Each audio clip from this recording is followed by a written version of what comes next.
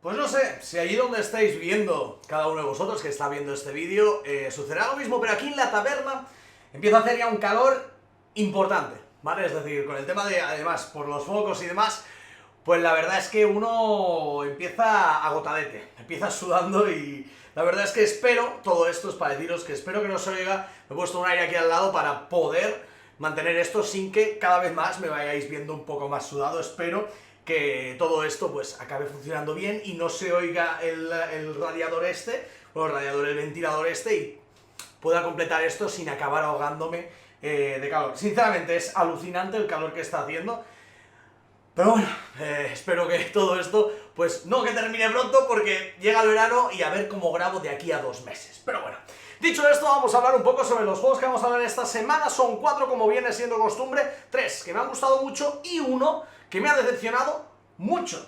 Y esta vez me ha decepcionado de verdad hasta el punto de no gustarme casi nada. Os hablaré de ello bastante en breves, para que entendáis qué juego es y entendáis mis motivos por los cuales este juego no me gusta. Y haciendo un poco de contraposición a esto, os hablaré también de uno de los mejores juegos que he jugado en los últimos tiempos. Me ha flipado en cuanto a diversión en el juego y en cuanto a diseño en el juego. Os hablaré de ello en breves, aquí en los juegos de la semana. Bienvenidos a la mesa de edad.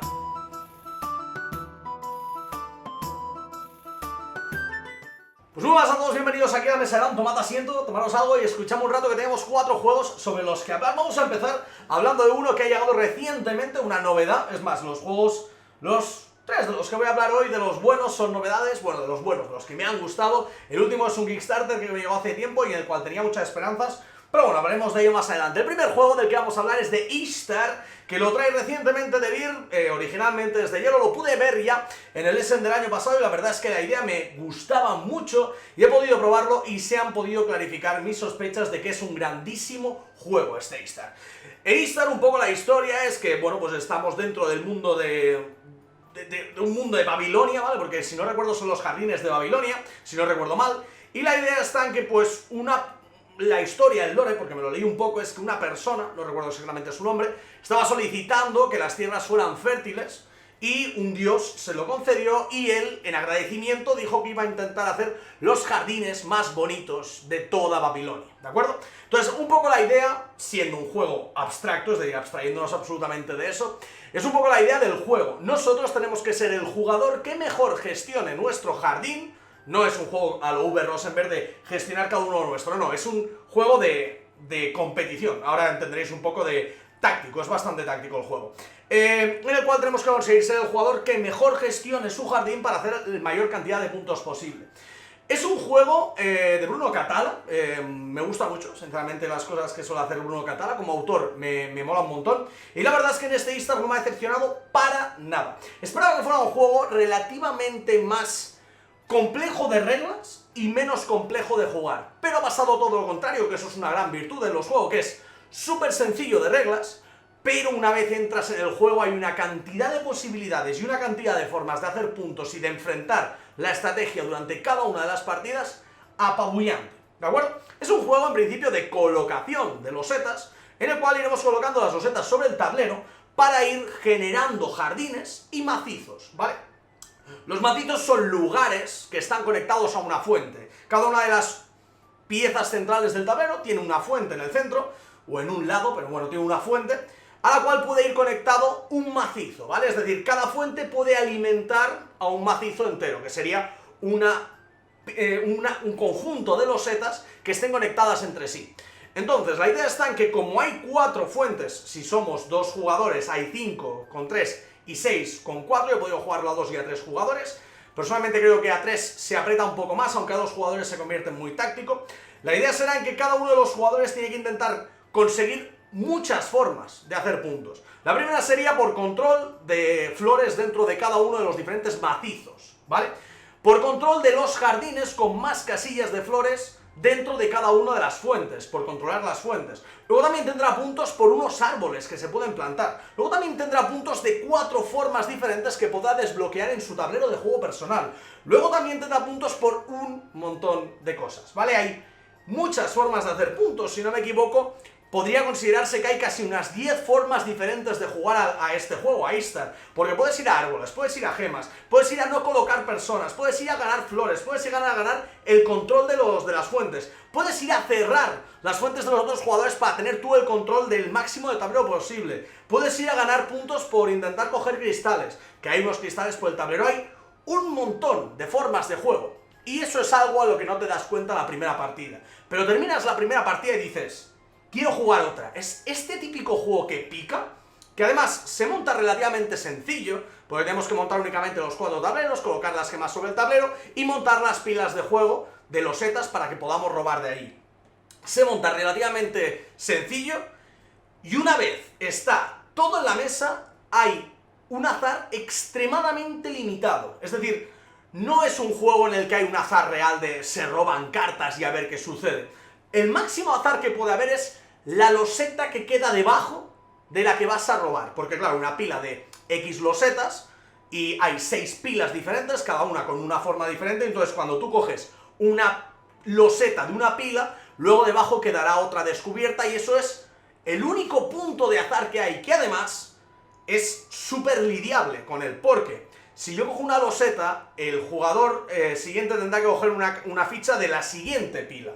Si quiere coger de la loseta que yo he cogido, tiene que gastar 5 cristales, que es una auténtica locura, eso es casi imposible de hacer, para no gestionar, para que haya algo de azar donde no puedas gestionarlo. Y lo otro que podría ser azar, que es también súper banal, es el tema de los árboles, ¿vale? Hay 5 árboles, hay una idea de 5 árboles que se pueden comprar y te puedes quedar para hacer puntos de victoria cambiándolos por gemas, ¿vale? Y cuando se retira uno, aparece otro. Pero sigue siendo súper banal, es decir, en todo momento, si eres un jugador de estos que le mola pensar y que le mola estar metido dentro del juego, puedes tener el control absoluto de todo lo que puede hacer tu oponente. Porque corres el riesgo de que les haga una carta de árbol que le beneficie, que es extremadamente raro y es súper... Es muy raro pensar específicamente en eso, y luego el tema de la loseta. Es decir que, desde mi punto de vista, se podría considerar un juego abstracto de los que no tiene apenas azar. Es decir, es táctico a más no poder y donde tienes el control absoluto de casi todo lo que sucede en la partida. Porque todo está ya dispuesto en el tablero y lo que tienes que hacer es colocar las losetas de la mejor forma posible para intentar contrarrestar lo que va haciendo tu oponente. Además, ser muy oportunista. Típica situación que nos sucedió en la primera partida que jugamos, era que cada uno se cogió una fuente y empezó a montar su jardincito por ahí. Te montabas tu macizo, que el macizo es el conjunto de losetas, luego te montabas los jardines, que los jardines es conjunto de zonas de flores, y nos íbamos montando nuestra zona. ¿Qué pasa? Que en un momento de la partida, bastante temprano, la verdad, me di cuenta de que un oponente, ¿vale? Ishander en este caso, Sergio, un saludo si me estás viendo, que recuerdo que sé que ves bastante los vídeos. En un momento Ishander dejó 3 o 4 losetas dentro de su zona de su fuente, sin ningún aldeano, es decir, una persona que puedes poner, que es un campesino, para controlar dichas losetas. Y claro, había un jardín muy jugoso, con unas pocas casillas de flores, donde yo podía poner un aldeano, no era mi fuente, iba a fastidiarle a él un poco su fuente, pero además iba a ganar el control, gracias a eso, de su fuente, porque yo tenía más losetas de jardín que él dentro de esa fuente, únicamente colocando un aldeano en aquella zona. Así que cogí mi loseta, la coloqué en su fuente y él se quedó un poco rayado como diciendo, ¿pero eso lo puedes hacer? Sí, es decir, aquí la gracia del juego es darse cuenta que en el tablero jugamos todos, ¿vale? Y que tienes que apretar la suerte hasta el punto de decir, quiero quedarme esto, quiero hacer esto, ¿cuánto estoy beneficiando a otro haciendo esto? Si yo hago esto, ¿el oponente tiene alguna loseta que pueda colocar para fastidiarme? Porque hay 3 tipos de losetas. Hay las losetas que tienen 3 puntos rectos, ¿vale? Punto, punto, punto. Luego tienen un punto girado, es decir, tienen un punto, otro al lado y otro debajo, están como giradas un poco. Y luego hay las que son como triangulares, que son 3 puntos, ¿vale? ¿Qué pasa? Que tú cuando colocas una loseta ves cuáles son las siguientes, ves si alguna de las siguientes le da opción a un oponente de poner un campesino en tu zona, ves si alguna de las siguientes puede caber dentro de tu zona, ves cuántos cristales tiene que gastarse otro oponente, si tiene que fastidiarte, si le va a rentar o no. Es un juego en el cual también hay ese punto de forzar tu suerte, decir, me la voy a jugar, voy a poner esta loseta aquí, varias veces pasa decir, La pongo aquí. A ver si quiere gastar tanto para llevarse esta loseta, desde esta zona de jardín de mi loseta, para llevarse los puntos. Y yo este turno, en lugar de colocar cosas aquí, me voy a centrar un poco en mi tablero personal, para mejorarme algunas cosas. ¿Qué pasa? Que si el oponente muchas veces se gasta sus recursos para venir a tu zona, perderá un montón de recursos que a lo mejor le harían ganar la partida, o le harían ganar más puntos, y lo hace únicamente por fastidiarte. O puede que te encuentres un jugador más pasivo, menos agresivo, que no le importe demasiado lo que has hecho, e incluso podrías haber arriesgado más, pero no lo sabes porque no estás en la mente del resto de jugadores. Es muy táctico, muy táctico, muy interesante, y la verdad es que me ha gustado un montón, y tengo un pique encima con este juego muy fuerte. Me ha gustado un montón y lo sigo jugando y jugando, y me da la sensación de ser ese tipo de juegos de, ostras, enseñarle a gente que le mole este rollo. Rollo juegos como el War Chess, rollo juegos como el ajedrez propiamente, es de este tipo. De gente que le mola planear las jugadas y tener una visión espacial y una visión táctica sin llegar a ser un wargame y estas cosas. Es como todo mucho más sencillo, mucho más claro y más directo. Partidas muy rápidas, partidas relativamente rápidas, jugaría que no duran ni media hora. Una preparación un pelín larga, tampoco en exceso, porque tienes que mezclar las losetas, volver a colocarlas, separarlo todo, volver a remezclar todas las losetas para que salgan un poco al azar. Es decir, tiene un pelín de montaje más que el que podría tener una partida de ajedrez, una partida de War Chess, pero luego la partida se disfruta un montón. Para mí, una de las joyitas que he descubierto por ahora en este año. Se coloca en un top bastante alto de los juegos que he jugado este año, que tampoco son muchísimos, pero oye, perfectamente podría decir que está entre los 10 mejores que he jugado este año. Me ha gustado muchísimo este Istar, igual que me ha gustado el juego del que hablaré después, pero antes vamos a pasar a otro juego que la verdad es que me han gustado mucho como mecánicas. Luego quizás lo que se desarrolla en el tablero no me ha acabado de convencer tanto, pero me ha gustado y por eso lo voy a poner aquí en los juegos de la semana. No lo voy a meter en las decepciones porque al final me lo paro a pensar y creo que es un buen juego al que le echaré más partidas, aunque tiene algún que otro problema, del cual ahora hablaremos. Dicho juego es Alysmatic Heroes, ¿vale? Un juego que ha traído a España GDM, con una estética que personalmente no me gusta, ¿vale? Todo el mundo manga y demás dentro de los juegos de mesa, a mí personalmente no me convence. Cosas que comentaba también con el Argent de Consortium, que a mí no me acaba de convencer, o el grandísimo Pixel Tactics, que a mí me encanta, pero su rollo de arte, bueno, para ese juego la verdad es que para mí encaja un poco más. Pero para Alysmatic Heroes, además, el arte que tienen las cartas y demás es bastante dispar y me saca del juego. Si fuera todo mucho más pegado, es decir, estuviera todo mucho mejor empastado, me gustaría más, yo creo, ¿vale?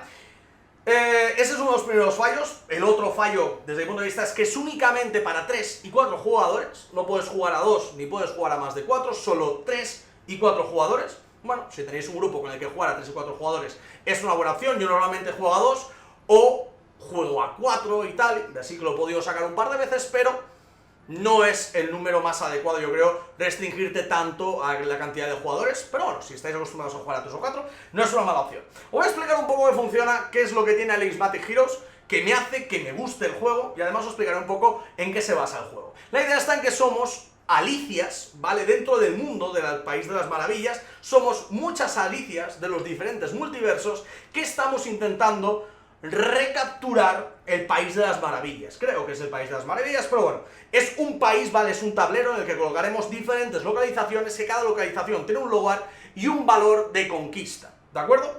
La idea principal del juego es que cada jugador va a ir conquistando lugares del tablero, intentándose llevar las mayorías de cada una de las zonas. Cada zona está compuesta por un mini tablero hexagonal, más o menos, aunque tiene unas formas más circulares, pero es hexagonal, donde hay 7 localizaciones que al final de la partida, cuantas más controles de cada una de las diferentes losetas, más puntos te llevarás, y cuantas más alicias tengas de cada color, más puntos te llevarás, más los puntos que hayas conseguido durante la partida. Al final no deja de ser un juego de conquista de territorios, al estilo, para que lo entienda casi todo el mundo, como un Risk, ¿vale? Es decir, tienes que tener la mayoría en cada una de las zonas para puntuar. El que tenía más en Asia se lleva X puntos, en Europa lo mismo, pues en este juego lo mismo. Cada una de las losetas es un continente, por así llamarle, y el que tenga mayoría en cada uno se va a llevar esos puntos. Luego también tendremos unas cartas, que esto de aquí es lo que me parece brillante, ahora os explicaré cómo funciona. Tiene unas cartas que al final de la partida, el que tenga mayoría en cada una de las 5 hileras, se llevará más puntos. ¿Y cuál es el motor principal del juego? Más allá que la conquista, ¿cuál es la mecánica? Pues la mecánica, que para mí lo hace brillante en ese sentido, es decir, en esas mecánicas, es un engine building, una construcción de motores, formado por cartas y por pilas de cartas. Y aquí es donde me petó la cabeza porque me gustó mucho lo que proponía este juego. Este juego lo que propone es que cada jugador empieza con 5 cartas delante suyo, todos exactamente iguales, que son su potencial para hacer cada una de las 5 cosas que se pueden hacer. Que no son realmente 5 cosas diferentes, pero cada una interactúa de una forma diferente con el juego. Tenemos una que es la del poder de invocación, es decir, las cartas que tenemos en mano de alicias, todas tienen un coste de invocación. Tenemos que invocarlas cada una dentro de su hilera, ¿vale? Es decir, cada una tiene un color y hay 5 colores de las 5 hileras. Y hay una, la primera, que es la del poder de invocación. Es decir, yo puedo jugar cartas con coste de invocación igual o inferior a la cantidad de cartas que hay en esa pila. Luego, la de ataque. Yo puedo conquistar territorios que tengan un poder de conquista igual o inferior a la cantidad de cartas que tenga en la zona de conquista. Yo puedo moverme una cantidad de casillas igual o inferior a la cantidad de cartas que tenga en mi zona de movimiento. Yo voy a robar una cantidad de cartas igual a la cantidad de cartas que tenga en mi zona de robo. Y voy a ganar una cantidad de puntos de victoria igual a la cantidad de cartas que tenga en mi zona de puntos de victoria. Y a partir de aquí cada jugador hace lo que le da la gana. Es decir, uno se puede potenciar mucho la invocación para poder invocar muchas cartas y poder tener un poquitín de todo al final de la partida, así que empezará un poco más cojo. Otro puede ir a chetarse súper rápido el tema del poder de ataque, para intentar conquistar desde el principio de la partida lugares muy potentes. Otro puede intentar usar el movimiento para poder llegar a lugares más lejanos. Otro puede ponerse muchos cartas en la zona de robo para tener más opciones en su mano y poder jugar más alicias al final, porque tienes más opciones y puedes colocar las que más te interesen, aunque puedas invocar únicamente una por turno. Y por último tienes la de puntos de victoria, que lo que hace es que ganes puntos de victoria, que es lo que más puntos te da al final de la partida. Además, es muy importante, por ejemplo, la del robo, porque a lo mejor os parece un poco más mala así hablado, pero realmente es muy importante porque tú no robas cartas nunca. Únicamente robas cartas en el momento en el que capturas una zona de color azul, que el azul es el color de las cartas de robo. Por lo tanto, cada vez que coloque una carta, una ficha mía, de control mío, en una ciudad azul, robaré tantas cartas como la pila de cartas de robo que tengo. Así que es la única forma de recargar tu mano. Hay otra forma adicional que es jugando alicias boca abajo. ¿Qué significa? Tú puedes coger cualquier alicia de tu mano y ponerla boca abajo en cualquier pila, para incrementar el potencial de esa pila, es decir, generar un motor mejor a esa pila, y robando otra carta más. Pero esas cartas no son alicias, porque no las vas a contar para las mayorías del final. Además, lo bueno que tiene es que todas las cartas, todas las alicias, tienen efectos tanto pasivos como de efecto inmediato una vez las vayamos jugando. Es decir, yo puedo jugar una alicia de color amarillo que me dice que a partir de ahora, cada vez que controle un lugar amarillo, me gano una ficha de poder militar. Que las fichas de poder militar es como un punto, como si tuviera una alicia volátil. Es decir, imaginad que tengo 2 cartas de alicia rojas, que son las de combate, y una ficha de poder militar. Puedo conquistar un lugar de poder 3 gastando la ficha de poder militar, porque tengo 2, más 1, 3. Pero esa ficha es temporal, es algo volátil, ¿vale? Hay fichas tanto de poder militar, como de movimiento, como de invocación volátiles, y las iremos ganando mediante diferentes efectos del juego, además de, pues por ejemplo, colocándolos en ciertas casillas del color, nos llevamos fichas de ese color, para poder invocar y poder generar mejores cosas, etcétera, etcétera. Y la pila de puntos de victoria son cartas que cada vez que conquistemos un lugar blanco nos llevamos esa cantidad de puntos de victoria, pero además nos dan efectos de final de partida, de cada vez que, por ejemplo, al final de la partida ganas 3 puntos de victoria por cada 2 lugares azules que tengas, por poner un ejemplo, y podrían haber un montón de cartas de este estilo. Y cada jugador se monta el motor que quiere y puede, dependiendo de las alicias, de las cartas de alicia que le tocan en su mano. Me ha parecido brillante, es decir, esa idea de generación de motor y esa libertad de decir, voy a hacer lo que quiera. ¿Quiero hacer una partida de generación de recursos e invocar un montón? Vamos a ello. ¿Quiero hacer una partida de meterme a saco, a pegar hostias y a conquistarlo todo? Puedo. ¿Quiero hacer una partida de... Puedes hacer lo que te dé la gana. El juego no te limita en ningún sentido. Cierto es que después de echar partidas encontrarás que hay formas de jugar más óptimas que otra, o formas que son más equilibradas que otras y que te dejan llegar a ciertos puntos más fácil. Es muy importante tener invocación al principio, sobre todo si no tienes apenas alicias de coste bajo en mano, porque te interesa jugar alicias boca arriba para poder usarlas. Te darás cuenta de que hay alicias que están un poco más fuertes que otras. Hay algunas que tienen el mismo coste y el efecto de una es bastante más potente que el de la otra. Y es por estas pequeñas cosas, el tema de la diferencia de equilibrio, que me da la sensación de que no está perfilado del todo, lo que sucede en el tablero con el tema de las conquistas, que me parece muy sencillo, que es lo que me hace que no me acabe de convencer del todo, dentro del tema del arte, el tema de los 3-4 jugadores, pero en sí, el cómputo del juego y la idea principal del juego con su mecánica principal me parece brillante, me parece muy chulo, muy convero y muy interesante. Yo personalmente no soy muy fan de los jueguecitos de conquista y demás al estilo Risk. Hay algunos que sí que me molan un montón, como por ejemplo el Endeavor, que os hablé de él hace una semana o un par de semanas, que me encantó. Pero de normal no me acaban de convencer este tipo de juegos. Pero este, por el tema de las mecánicas, de los motores y demás, me ha parecido impresionante. Algo parecido que me pasó con el Endeavor.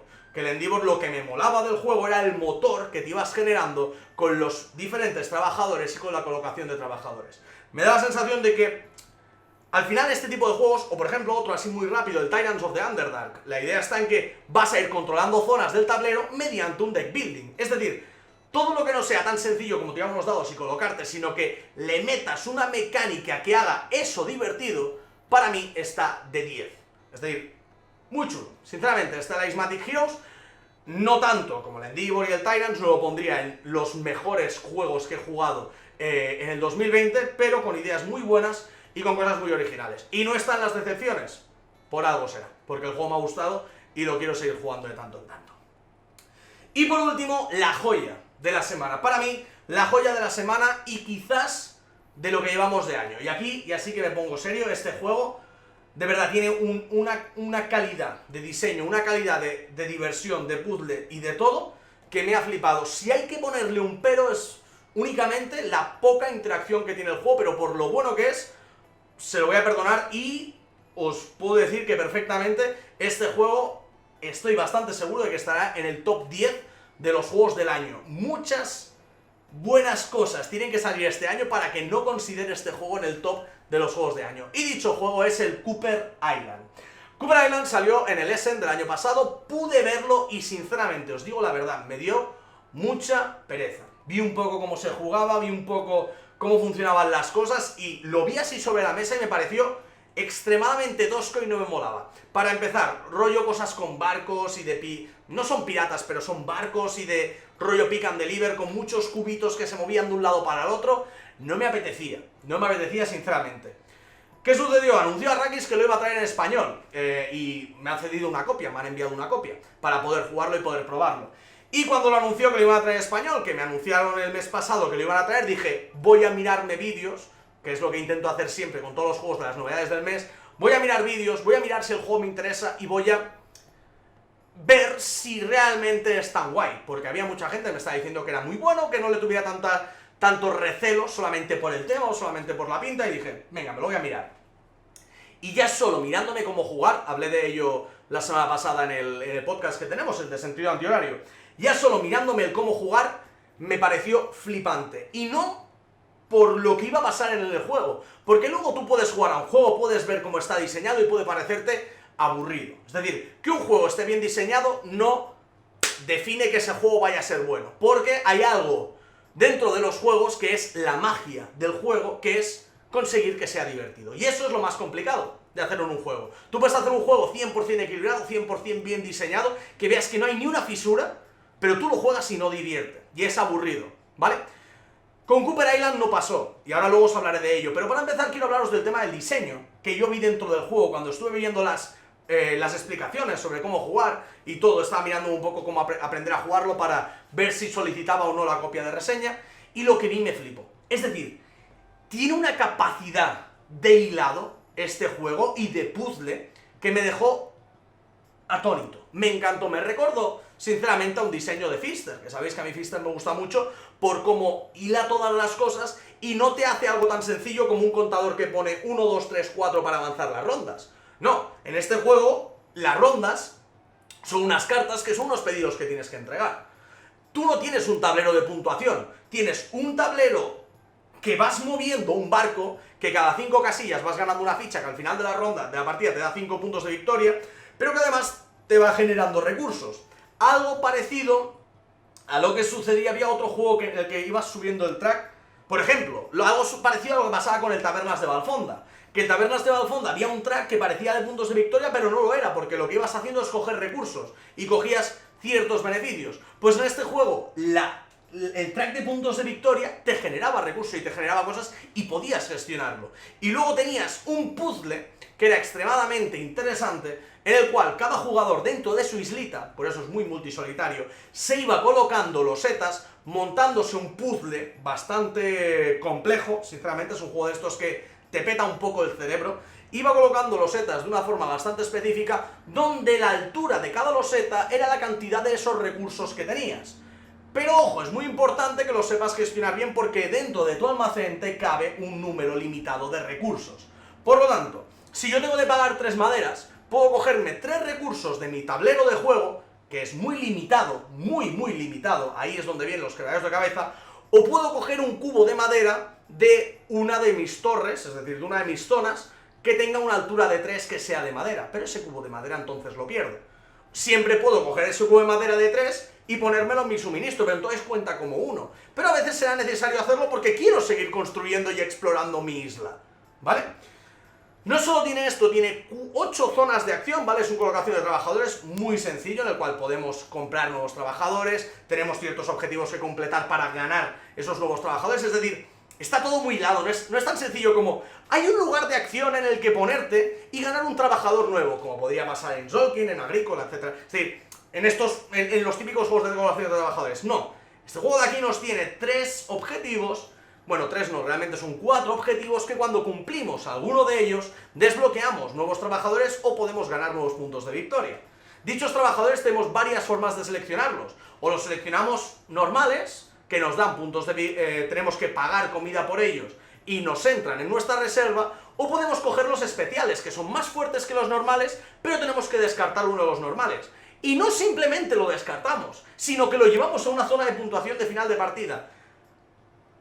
No sé si me estoy explicando bien para lo que estoy diciendo de la belleza del diseño. Es decir, las cosas de puntuación de final de partida no se cogen o se puntúan y ya está, sino que tienes que hacer una acción que es descartar uno de tus discos y ese disco lo pones en una zona de puntuación, al igual que el tema del track, de puntuación, que vas ganando recursos pero te lo vas montando. ¿Cómo ganas esos recursos? Porque son unas losetas de isla que tienes que ir colocando sobre tu tablero. Luego tienes unas cartas que te marcan el final de la ronda y el final de la partida, es decir, está todo extremadamente bien hilado y extremadamente bien diseñado. Y esto es en cuanto a diseño de juego. Yo vi esto, estuve mirándome el vídeo y dije, buf, me ha petado la cabeza. Es decir, son ideas brillantes para conseguir que un juego se vea cerradito. Es decir, no hay nada que se descarte o se pierda sin sentido. No coges un trabajador por la cara, no, te lo tienes que currar y tienes que gestionarlo para poder hacerlo. Tienes que pagar 4 de comida y ya está, como en otros juegos. El track de puntuación tienes que tenerlo en cuenta, porque tienes que ir moviendo los barcos, que encima tienes 2 para mover, que te van dando recursos y ver que le vas a dar al resto de jugadores, porque esos jugadores pasarán por tus lugares de puntuación y ganarán los recursos que tú hayas puesto allí también. Tienes que tener muy claro también el tema de las alturas dentro de tu tablero y ver qué alturas colocar. Tienes que ir desbloqueando ciertas ruinas que te dan nuevos espacios dentro de tu tablero de juegos. Está brutalmente hilado. Sinceramente, me ha parecido una delicia de juego y yo no puedo decir más que le pongo, sinceramente, una notaza. Para mí es de lo mejor que he jugado de este estilo, que realmente este estilo es un puzzle, tío, es un puzzle solitario. Tienes que intentar hacerlo lo mejor posible y el máximo posible de cosas dentro de tu partida. Y gestionarlo lo mejor. Y pica. Este también pica, como Istar. Acabas una partida y te entran ganas de jugar otra para decir, lo voy a hacer mejor porque algo me ha fallado. He hecho algo que no me ha acabado de cuadrar. No sé, es una auténtica pasada este Cooper Island. No puedo estar más contento de que me lo hayan mandado los de Arrakis, por supuesto, para poder jugarlo, y no puedo estar más contento de que haya llegado un juego así a España. Es muy, muy, muy bueno este Cooper Island. A mí personalmente me ha flipado. Si sois de este tipo de jugadores que os mola quebraros la cabeza con un juego y darle vueltas a una idea y darle vueltas a un juego y gestionarlo lo mejor posible, Cooper Island, sin lugar a dudas, es de lo mejor que podéis comprar de las últimas novedades que han llegado, o del último año. De verdad os lo digo, es que podría colocarse en el top de los mejores juegos de Essen del año pasado, porque estaba también por ahí el Sanctum, que a mí la idea me flipa y sé que es más temático y me gusta mucho. Es decir, hay muchos juegos buenos del Essen pasado, pero este estaría en el top segurísimo, pero segurísimo. Flipante, Cooper Island. Y bueno, lo que os decía, estaba hablando simplemente del diseño del juego, y si hablamos de la diversión en el juego, pues ya me habéis visto la cara, ya habéis visto lo que estaba hablando. Es muy divertido si te gusta montarte ese puzzle, jugar un poco en modo solitario y que las cosas agonices con las cosas y tengas de pensarte mucho las cosas, porque es un juego relativamente rápido, ¿eh? Y por turno tienes 2 acciones, no tienes más. No sé que compres más trabajadores, pero son muy poquitas acciones. Tienes que hacerlo todo en un total de, como mucho, unas 15 acciones en total en toda la partida, ¿eh? 15 turnos vas a tener únicamente, si vas comprando trabajadores y demás. Es brillante, de verdad os lo digo, brillante. No me puedo cansar de recomendarlo más, este Cooper Island. Muy, muy, muy bueno. Y por último, vamos a la decepción de la semana, que en este caso estábamos hablando de un diseño muy bueno y de una idea muy buena de juego, y ahora vamos a hablar de todo lo contrario. Un juego que se presenta muy interesante y que se presentaba con muchas ganas, al contrario que lo que me sucedió con Cooper Island, pero que después resultó ser extremadamente aburrido y la partida no acabó bien. Es decir, la partida no acabó bien y ahora os explicaré por qué. Dicho juego es Volfirion, ¿vale? Es un juego de deck building que salió por Kickstarter, que pintaba muy interesante. Sinceramente tenía ideas muy buenas. La idea estaba en un juego típico de estos, rollo Star Realms, Hero Realms, de combate 1 a 1, que estábamos de deck building, que te vas construyendo y tienes 3 localizaciones, el oponente tiene 3 localizaciones y tienes que intentar matarle las 3 localizaciones para ganarle, ¿vale? Pintaba juego de estos rapiditos de deck building, en el cual cada uno se iba a montar un poquitín su estrategia, iba a ir montando cosas y demás. Además tenía un añadido que me molaba, que era el rollo de que había un dragón, que podía ir atacando a los jugadores dependiendo de lo bien o lo mal que lo hicieran, y cada jugador podía ganarse en parte el favor del dragón y todo esto. Pues la verdad es que pintaba guay. Si os explico que un juego es así, en el cual es un enfrentamiento de 2 jugadores con deck building, con un personaje NPC que va actuando y va haciendo cosas y tienes que lidiar contra él, a la par que vas lidiando contra tu oponente y te vas mejorando tus lugares para intentar hacerlos más fuertes para que el oponente no pueda... ¿No os mola? Porque a mí me mola. Y yo cuando vi el Kickstarter y vi lo que presentaba el juego, me molaba y estaba muy bien. ¿Cuál fue mi sorpresa? Que me llegó un juego a casa de alguien, es decir, el creador del juego, se notaba que no ha hecho muchos deck buildings. O a lo mejor sí, pero no le han salido bien. Es decir, cuando tú estás jugando a un Star Realms, o a un Hero Realms, ¿cuáles son las cosas que lo hacen brillar más y que lo hacen más interesante? Que el turno es un momento. Y que tú, por mucho que vayas teniendo más turnos, es decir, que vaya evolucionando tu mazo, tus efectos son más potentes, pero eso no genera que tú tengas de pensar más o darle más vueltas a la cabeza. Es decir, si yo me robo una carta que hace 5 de daño, te la tiro a la cabeza y te hago 5 de daño en el Star Realms. Si yo me robo una carta que me gano 2 vidas y gano 3 de puntos de compra, la juego y ya lo tengo en el momento y es como, vale, pues en total tiras todas tus cartas y digo, vale, tengo 7 de compra y 5 de daño. Te hago 5 de daño y con 7 de compra me compro esta carta y esta, pum. No hay efectos muy locos que paren la partida, del rollo, descarta una carta, roba 3, quédate con la que más te guste, mete las otras 2 debajo del mazo, luego otra carta que te dice, el oponente revela 3 cartas de encima de su mazo, coges una, la copias, te la pones en la mano, luego se la devuelves. Es decir, todas estas cosas no son buenas para los juegos de cartas, ¿vale? Es decir, tú cuando creas un juego de cartas o cuando estás montando un juego, ya no solo de cartas en general, realmente la brillantez de este tipo de juegos, o lo que los hace extremadamente buenos, si os lo paráis a pensar, Y si os paráis a mirar qué juegos tienen esto, es que todo sea súper clarito, súper fluido y que el turno sea nada. Es decir, cuanto más puedas minimizar el AP, cuanto más puedas minimizar la pausa por decisiones entre turno, mejor. Vamos a pensar en uno de los juegos más así. Primero que, mira, por ejemplo, el Brass, que lo tengo justamente aquí, ¿vale? El Brass. Tu turno es jugar una carta y hacer una de las 5 acciones. Pagas su coste y lo haces. Ya está.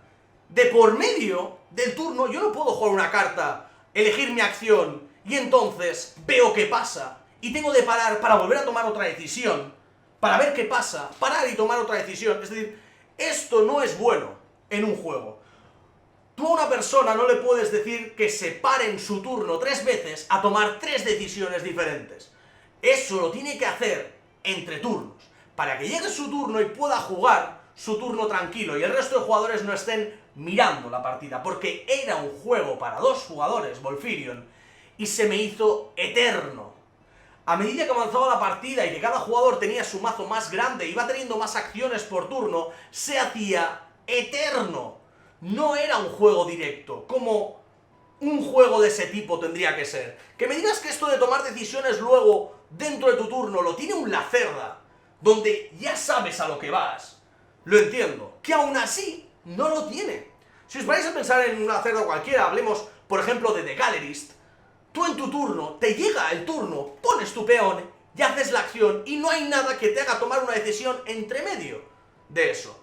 Y si os fijáis, y ahora mismo no se me ocurre ninguno, no hay casi ningún juego que te obligue a hacer eso. Que tú tomas tu decisión de qué hacer en tu turno y algo aleatorio aparezca y te haga volver a tomar otra decisión. Y luego otra cosa, y así.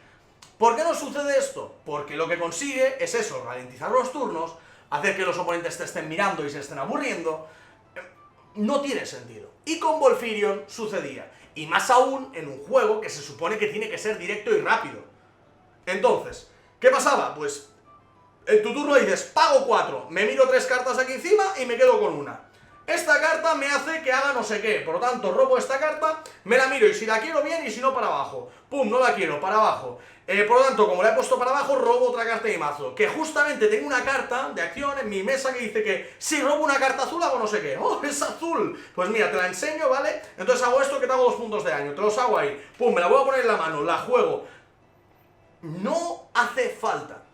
Es decir, cuando un deck building, y esto ya estoy hablando ya más del deck building específico, no de otros juegos. Cuando un deck building evoluciona, y cuando un deck building crece, tiene que sentirse ergonómico. Y tiene que sentirse que evoluciona sin que tú tengas que hacer más esfuerzos.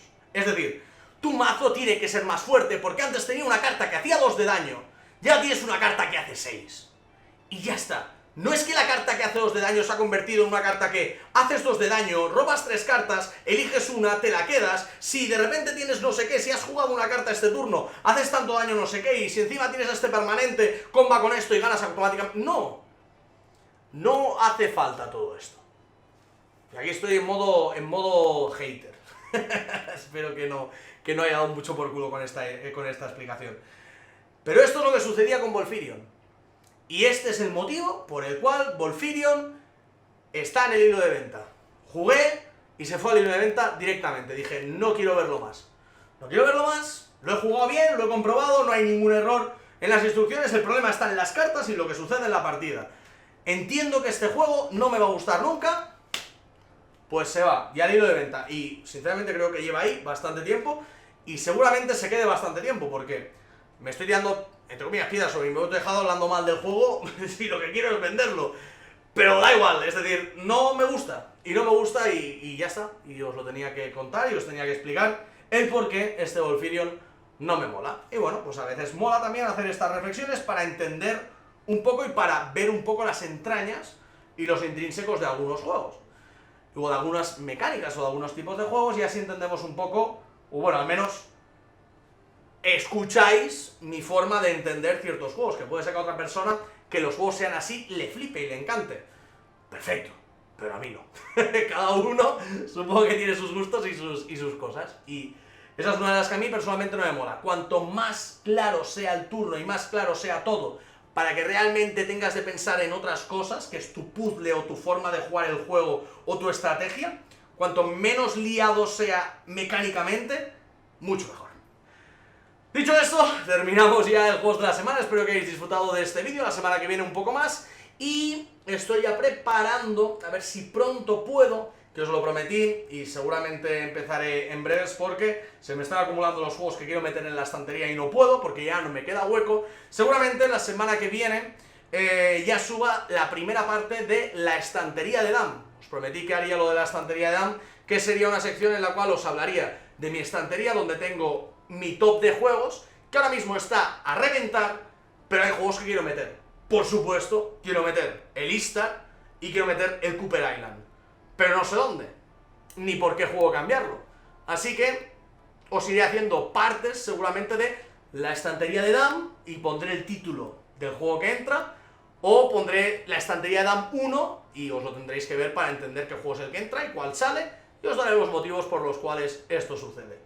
Dicho esto, espero que os mole la idea de esta nueva sección, a ver si la puedo montar y puedo hacer algo interesante para ello. Y nada, poco más que deciros en este vídeo. Muchísimas gracias a todos por haber estado aquí y nos vemos muy pronto en el próximo. Que vaya bien, chicos. Chao.